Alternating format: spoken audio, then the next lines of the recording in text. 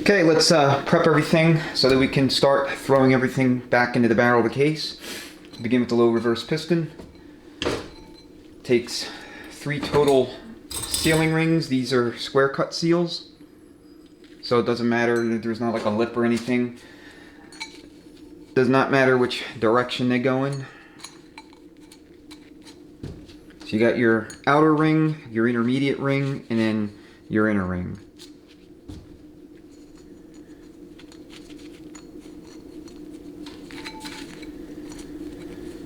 And you want to lubricate this piston as much as you can. Don't skimp on the lube here, because it is very, very easy to cut or pinch one of these seals on the way in.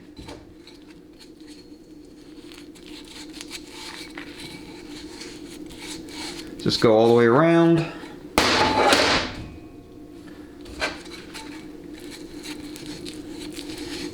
Apply as much lube as you can. Make sure it's nice and saturated with the stuff. I mean, with assembling transmissions, you almost can never use too much lube. I mean, yeah, I guess there's a few circumstances, but when it comes to lip seals or sealing rings and things like that, you know, there's almost no way you can over lubricate. So on installation, there's going to be a notch cut out in the case. You're going to line it up with this little notch right here. And then what I use is the output shaft and a hammer to tap it into place. So reposition the camera and we'll do that. And then we'll come back and prep all the rest of this stuff. And then we'll just start piling it on in. Okay, first things first, do one last check of your sealing surfaces here in the case. Make sure that both on the journal as well as the inner sealing surface and the outer sealing surface, there's nothing that can potentially interfere with the seals. Nothing present that can cut them, and certainly no debris or junk or whatever the case may be, you know, no contaminants. Then, like you did with the piston, just lube it up as much as possible. First hit your bushing and then go all the way around the journal and then all over the sealing surfaces. Now if you're doing this in colder weather and, you know, winter or late fall, early spring, especially if you live in a cold weather environment, your assembly lube is going to be, you know, kind of stiff. It's not going to be as viscous, so you need to make sure that you put enough on to compensate for that.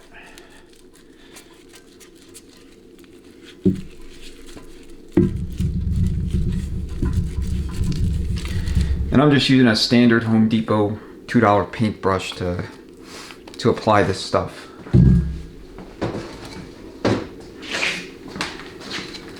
Okay, once again, here's your notch. Notch in the case. Just carefully lower it in.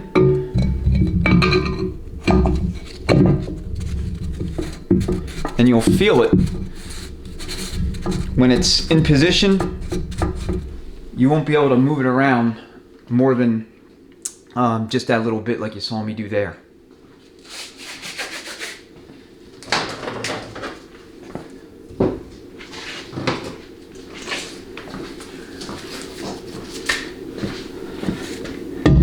So medium strength smacks with the hammer and the output shaft. You're not going to hurt the shaft, but you should start feeling it, you know, sink inwards, so to speak, after a few smacks. If you don't, you may want to stop and pull it out and just double check everything.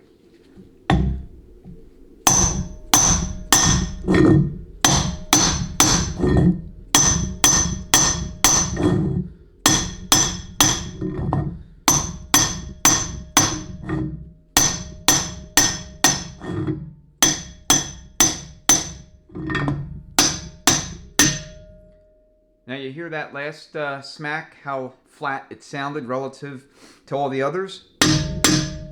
Okay, that's how you know it's fully seated. And if you're standing right in front of the case, if you're close enough, you should actually feel air whoosh out of the cavity there as the piston's going in.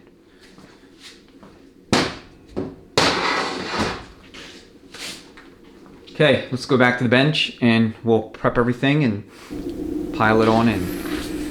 Alright, so here's our return spring. We'll install this in a minute.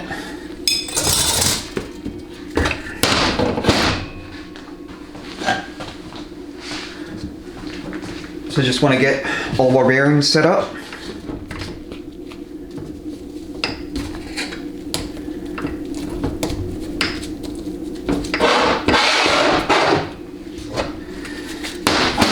So we got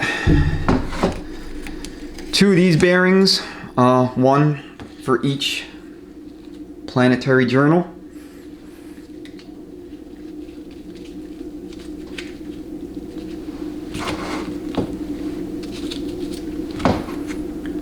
So I use the green assembly lube to hold things like thrust washers and bearings and stuff like that in place.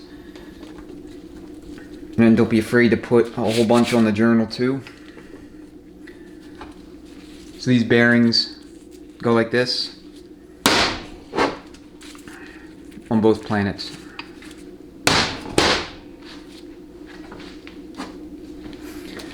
Okay, then we're going to lubricate all our bushings.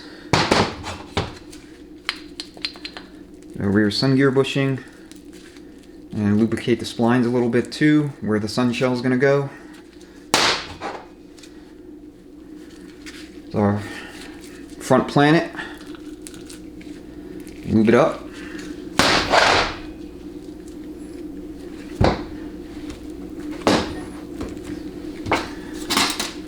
And then this is our thrust washer for the sun shell. Excuse me.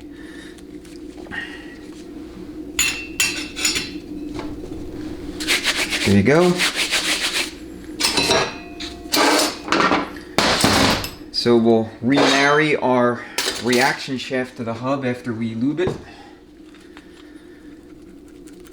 So I call this thing an intermediate shaft. Its technically correct term is reaction shaft. So if you're looking at the manual and they're referring to it as such, this is what they're referring to.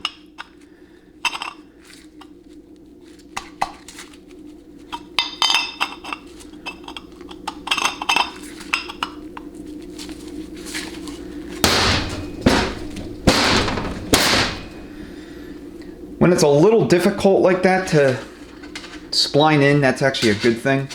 That means that the splines are really healthy and the likelihood of a failure here is very, very low.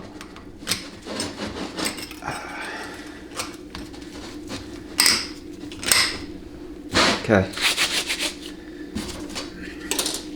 Alright, this is going to go here, but we'll install that once it's in the case.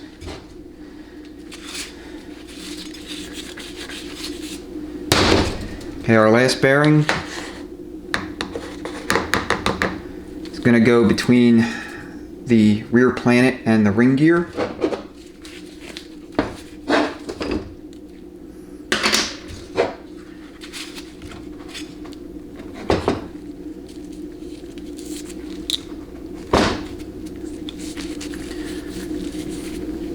Now, one thing with the planets, I mean, unless they are absolutely filthy, I wouldn't recommend you actually clean these with, any kind of brake cleaner or anything like that. At least, you don't want to soak or saturate them with it because that'll displace whatever lubricant.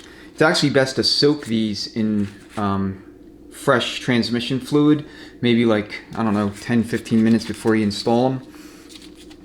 I mean, these have plenty of lube and there won't be an issue on dry startup or anything like that, but as a general best practice, if you do clean them, like completely, flush them out because they're filthy, you'll want to soak them in transmission fluid. Alright, everything's prepped, ready to go in the case, so once again reposition the camera and we'll pile it all in. Okay, first step is to install your low reverse piston return spring. So you have the spring, the snap ring, and then you have your spring compressor. So it's going to be difficult to actually see me do this. I mean, my arm's going to be in the way, but I'll do a close-up once I'm finished so you can see how it goes. Stick your spring in there, and then set up your tool so that you can get it positioned to collapse the spring just enough over the journal so you can seat the snap ring in place. And you want to try to get it as centered as you can in the case so that there's no issues.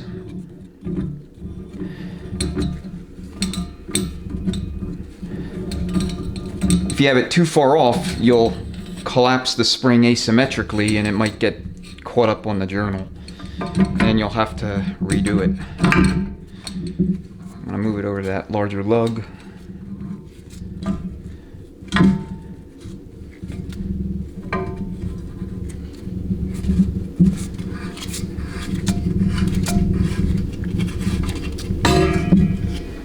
So I can zoom in a little bit.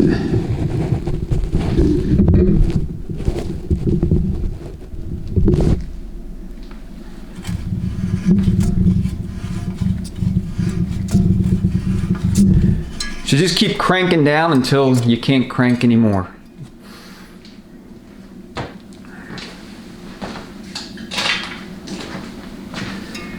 And then you'll want a pair of pliers like this. You'll notice they have the little circular notches on each side of the tangs or tongs so that you can hold the snap ring in place. These are Snap-on PJ10As. I don't know if you can see that or not. Okay, I'm going to try this right-handed. I'm left-handed, so it's a little bit awkward. But I'm going to see if I can pull it off.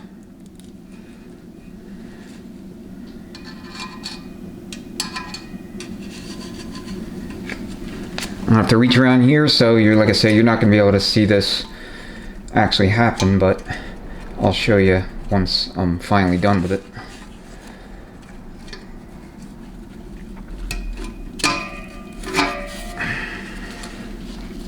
Okay, I think it's in.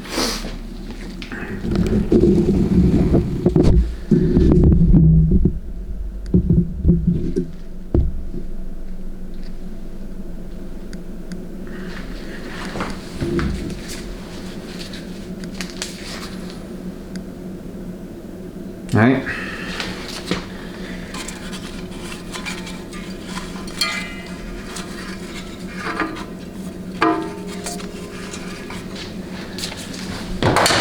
If you undo it like that, it doesn't snap into place, then don't take it out. Take your screwdriver and manipulate it around.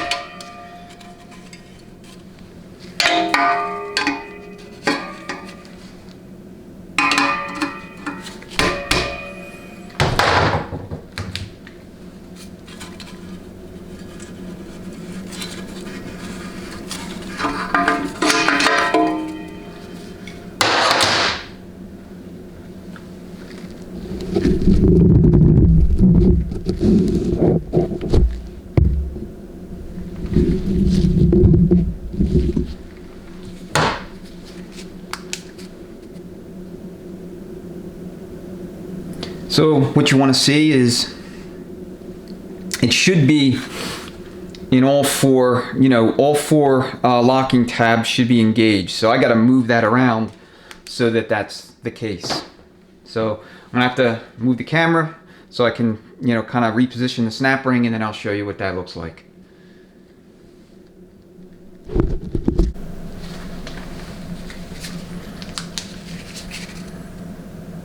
Alright, so we have the snap ring positioned and all four locking tabs or retaining tabs engaged, and that's exactly what you want. You know, will it pop out if only 3 are engaged? Probably not. But in an ideal situation, or I should say the correct situation, you know, for this install is you want all 4 locking tabs. And that's the case with any return spring assembly that has tabs, whether they be 3 tabs, 4 tabs, or however many tabs. You want to make sure that all points of contact are being made with the snap ring to prevent it from coming out.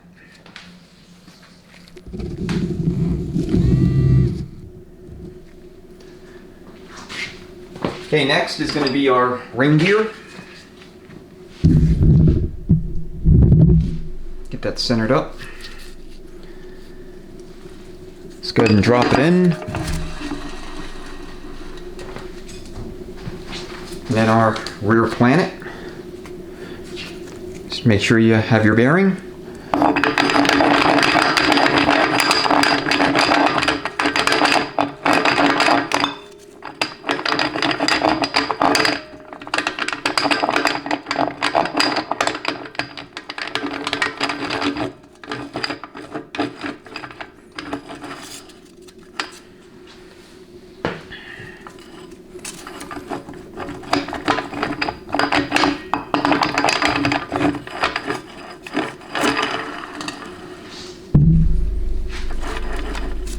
Okay, that felt a little weird. So use our low reverse stack up. Start with your wave plate. And then you want the notch at the 5 o'clock position.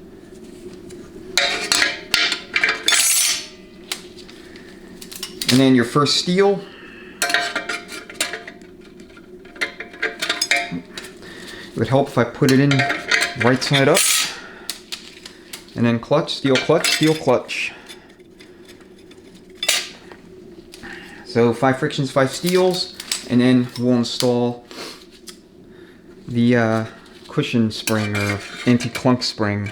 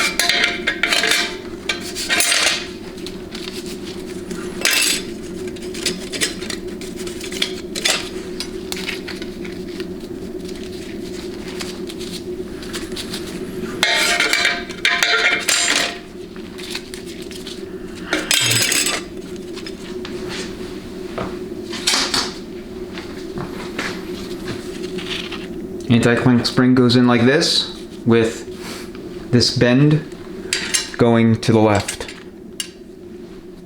Okay, get it so that it's kind of flush against the sidewall, so that you can tap the center support past it and seat it into position.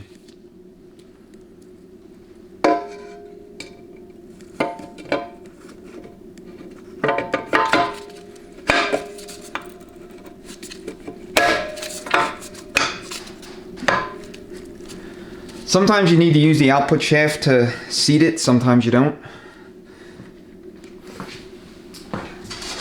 Just all depends. Okay, so with the center support snap ring, the gaps, or I should say the ends, have to be gapped so that neither are overlapping that anti-clunk spring. If one of the ends of the ring are interfering with it, it's a possibility that, you know, the spring could actually knock it out of the snap ring groove. And you don't want that.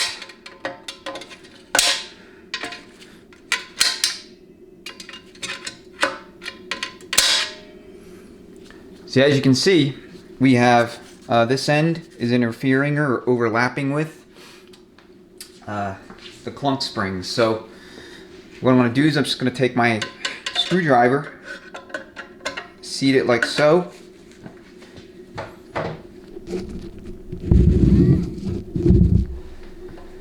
And then I'm just going to tap on it until I can move the snap ring around so that it's not interfering.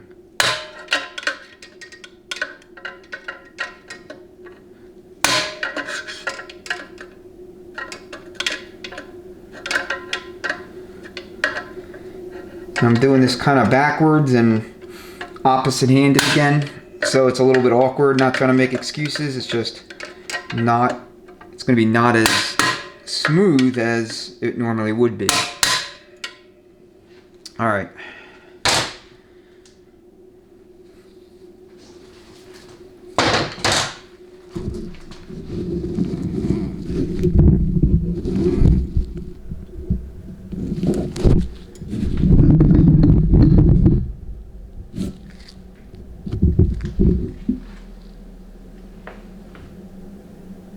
Hopefully you could see that. But when installed correctly, the anti-clunk spring will be situated in between the two gaps, or in the gap between the two ring ends. And I, for whatever reason, cannot talk today.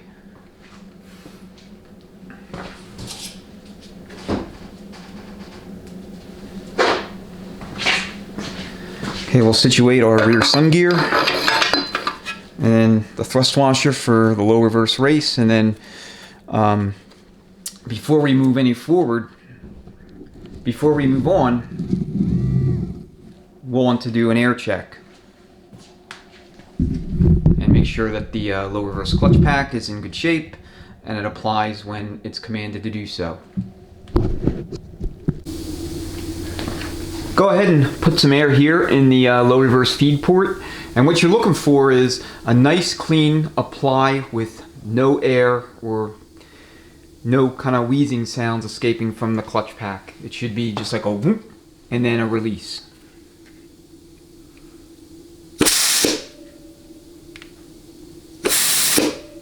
Now the air you are hearing is from my nozzle.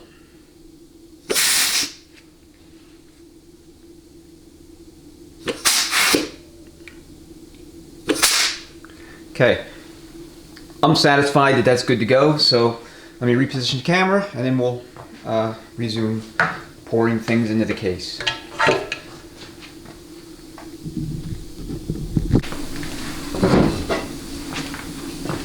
Alright, next is going to be your sun shell. A little bit of assembly lube on the thrust washer.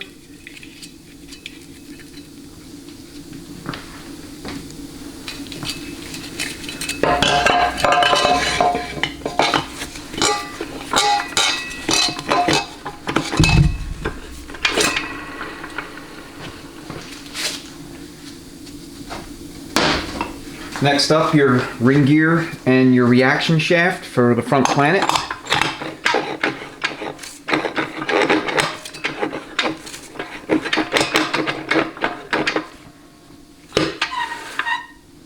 Okay, it should freewheel clockwise and lock counterclockwise.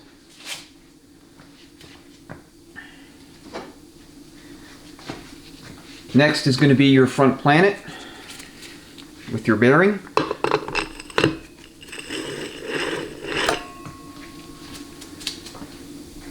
And next is going to be the output shaft. So, got to insert this from the bottom of the case, and then we have to get the snap ring secured in the groove here once there's enough of it above the surface of the planet. So again, another situation where I'll do the best I can. Normally I'm in front of the case when I'm doing this, but camera and tripod are in the way, so I'm gonna have to improvise and go off to the side.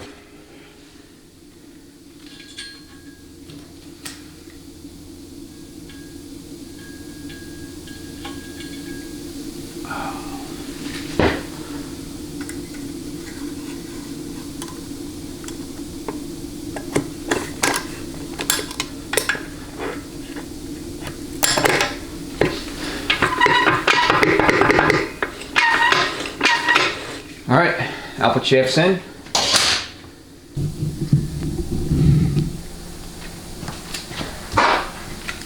Alright, next is your sun gear.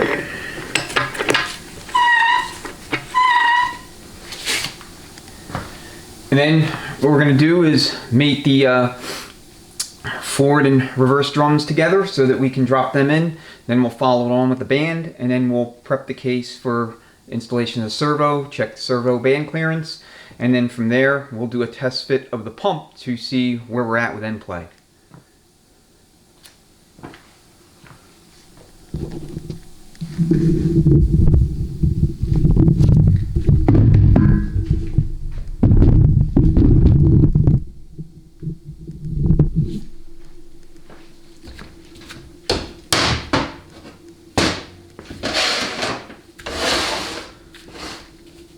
Alright, make sure you have your selective spacer below the bearing, and then go ahead and lube up your bushings in the reverse input drum.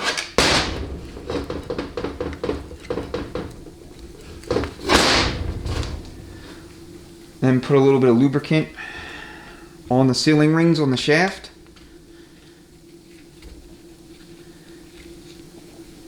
You also lube the journal down there as well. And then just spline the reverse drum on.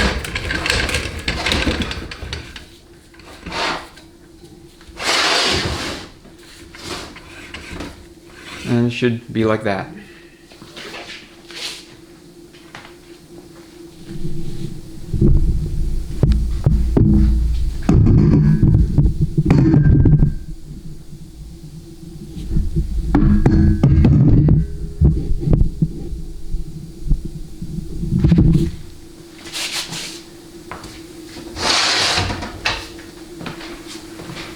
Okay, carefully lift the assembly into position, and then what you want to make sure you do is line up your female lugs on the reverse drum with the corresponding male lugs on the sun shell. And you just may have to wiggle it around, fiddle with it, monkey with it to get it to seat.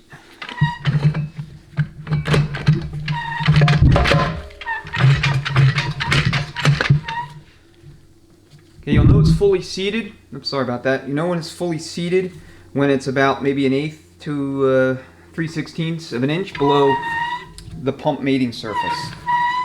And when it is fully seated, it should spin nice and free just like that.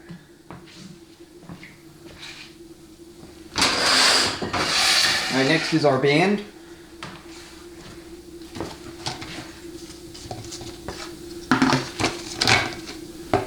And I know I said I was going to install it dry, but I lied.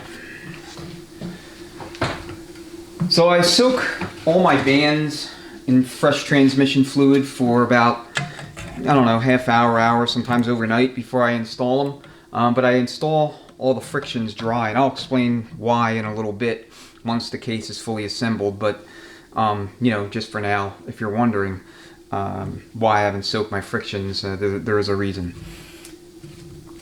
Alright, so get your band engagement lug and your case lugs here positioned on this location in the case. And then all you're going to do is you're just going to smack the input drum kind of at the 2 o'clock position to get this, you know, portion of the band below so that it engages the case, you know, the case lugs here.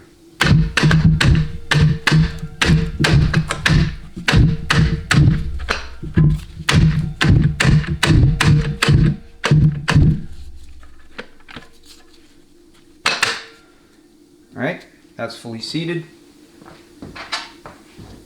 Then just use a screwdriver along with your band anchor and seat the band into position.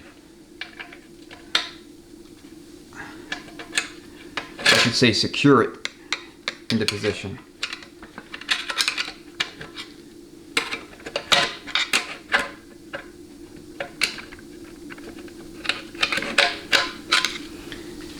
And again, you may have to fiddle with it. So I can tell based on the way the band's hugging the drum, I'm not going to need that gold spacer that came with the shift kit.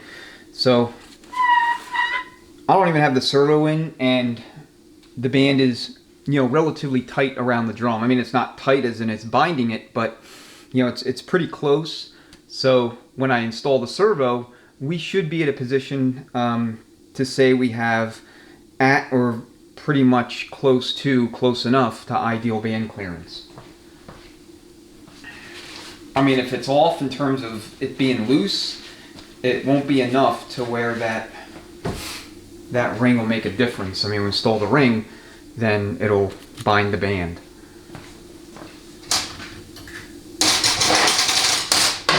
So given that is the case, or I believe it to be the case, I'm just going to put the blue O-ring on the servo cover and just install it as if I was installing it for the final time.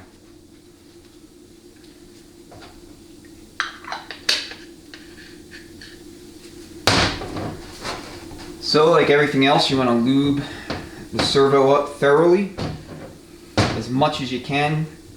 No different than that low reverse piston, or frankly anything else that you would install, or the sealing rings or lip seals or whatever.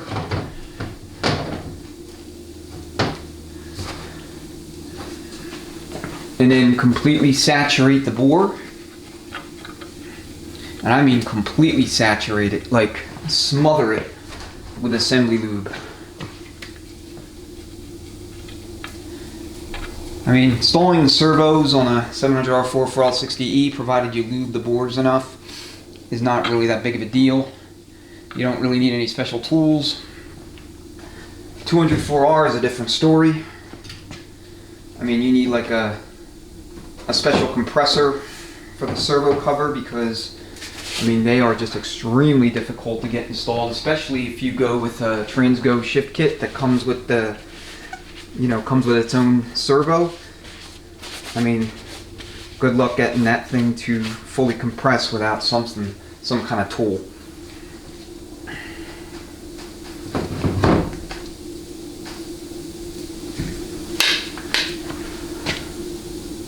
Okay, here it is. Just carefully insert it.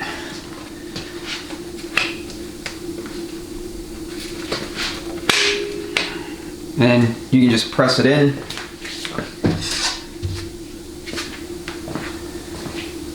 And then I'm gonna have to move the camera a little bit. Tripod's in the way, but what I'll do is I'll take this engine stand, push it up against the bench, and then I will take a hammer, put it on situated like this here on the cap, and then just force it in while I install the snap ring.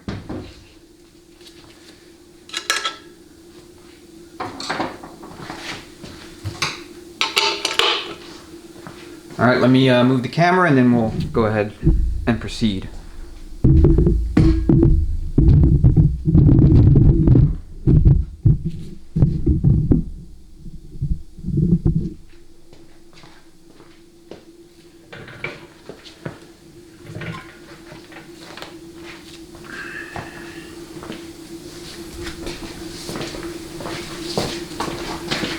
So literally just situate it on my waistline and then push it forward.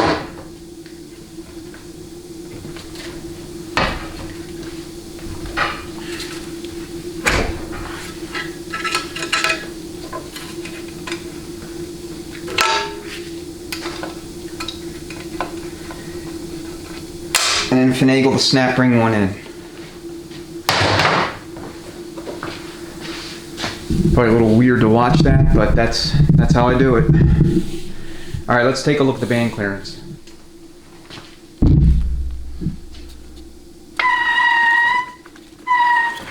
Alright, so you see how that band is hugging the drum, but we can spin the whole assembly quite freely. What you can do here, let me zoom in a little bit and reposition. What you can do down here through the area where the parking linkage goes is just see if you can move the band up and down.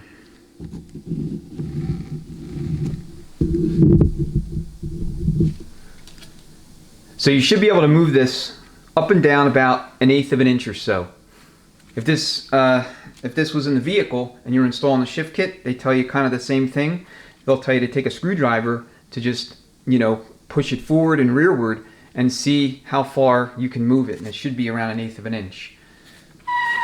If not, if it's got, like, say, you know, 1/4 of an inch or more, maybe 5/16 of an inch of travel, then you'll want to shim it using that golden ring. So again, if you were doing this with the trans in the vehicle, all you would have to do is spin the drive shaft. Just make sure the you know, vehicle's up on all fours, and shifter's in neutral, and you can just spin the drive shaft, and I mean, it should spin nice and free.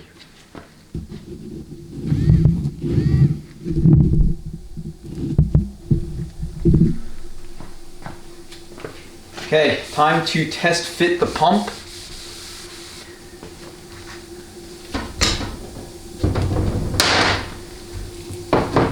So I'm just lubricating the 2 bushings in the stator.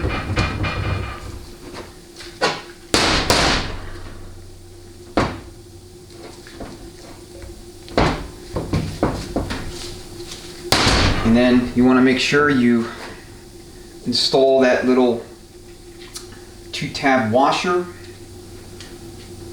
and then just look the pump over, make sure it's okay. And then in this case, because I didn't change any hard parts or do anything, you know, dramatically different with any of the gear train or anything like that, I'm just gonna lube everything up here, put the gasket on, put the pump O-ring on, and then install it as if I was installing it for the final time. And you know, if I have to pull it out again, then I'll have to pull it out again. It should be a little messy, that's all.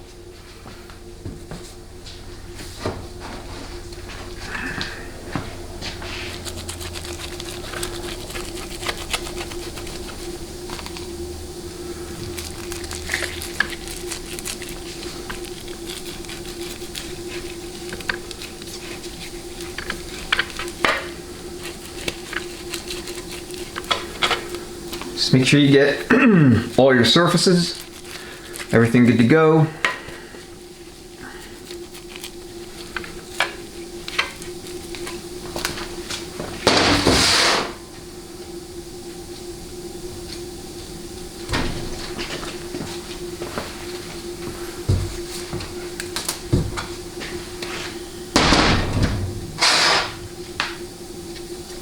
And I still have that sizer on, so I literally take that off just before I'm ready to drop the pump in.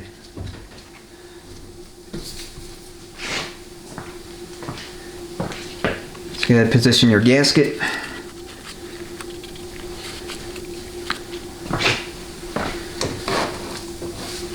And then lube the entire outer perimeter of the pump body, or pump assembly rather. You know, O-ring and everything else. And then I also put lubricant on the stator journal and the rings so that there's no issue sliding into that reverse input drum bushing.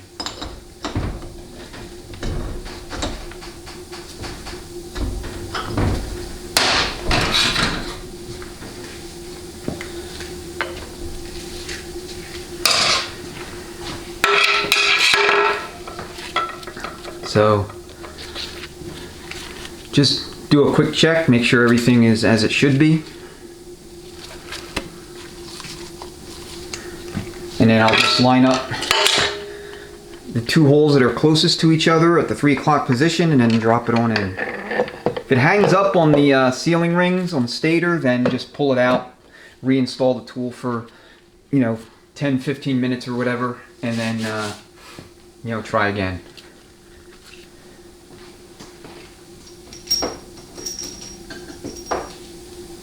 Okay, pump bolts.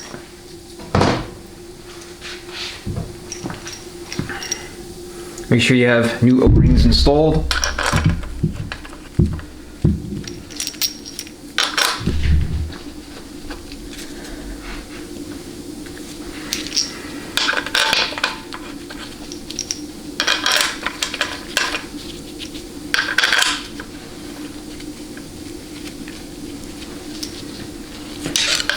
And then just thread each of your bolts in a couple of turns.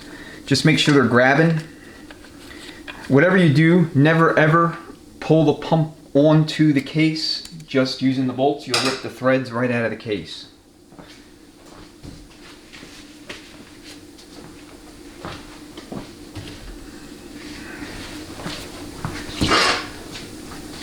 Alright, so I use a brass punch and a hammer to start tapping it on.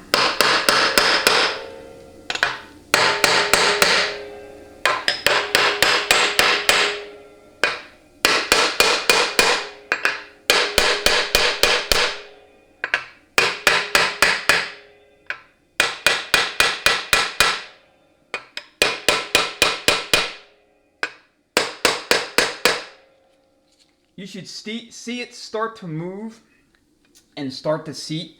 I mean, you know, every case is going to be different. Some cases, you don't only take the amount of smacks that I've given it so far to fully seat.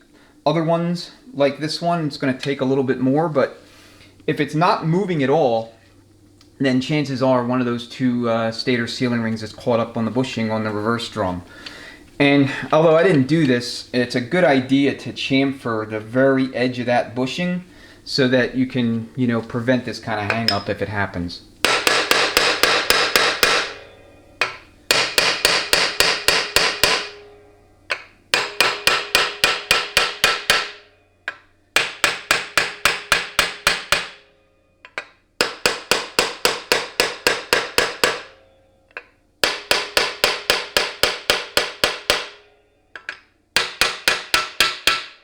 Okay, so you hear that?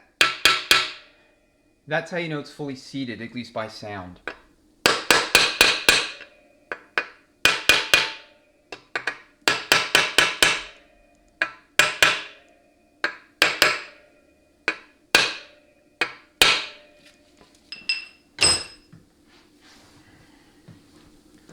Hey, like I said, you really want to be sure that it is 100% seated flush on the ledge there in the case, because I mean, even just a little bit of a gap, and you know, you're trying to zip these bolts down, it's possible that you can strip the threads out.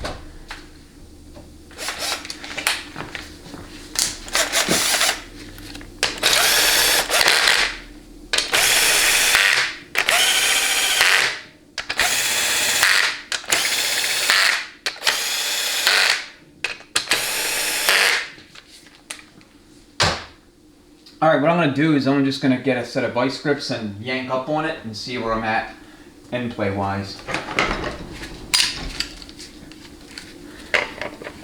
Kent Moore makes a special tool for this, at least for these transmissions that have the journal of this diameter. So lock up TH350s, all 700 R4s, and 2000 in back 4L60Es. But I mean, it's not necessary.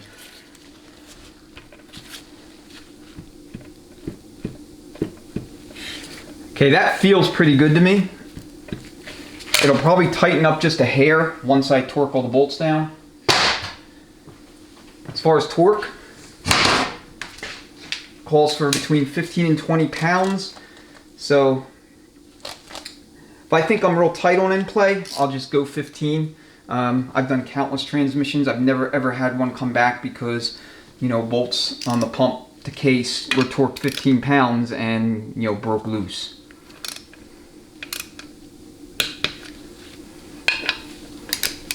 So just go crossways.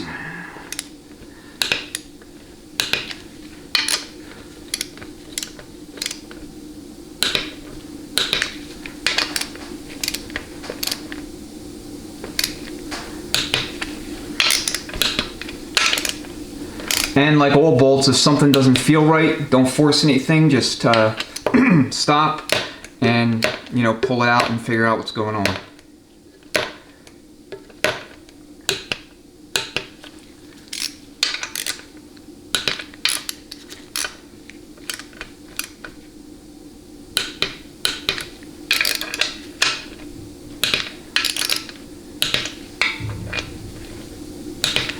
And I like to go around 2 or 3 times just to make sure that that gasket is fully compressed. I mean, it's not like a cylinder head where you gotta sometimes retorque them after you run the engine or anything, but still a good idea. Alright, so what I'm going to do now is I'm going to set up the dial indicator so that we can measure and play.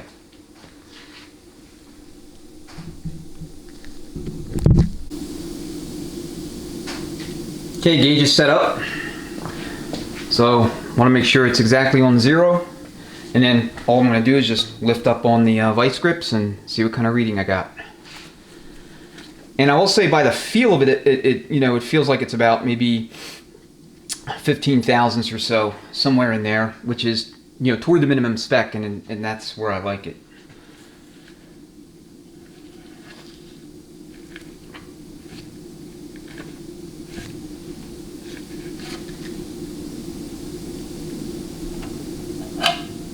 Oop, goofed it.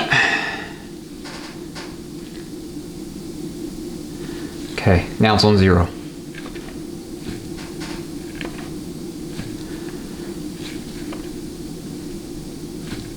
Alright, it looks like between 17 and 18 thou. So that's ideal. If you can land that each and every time, then you're good to go.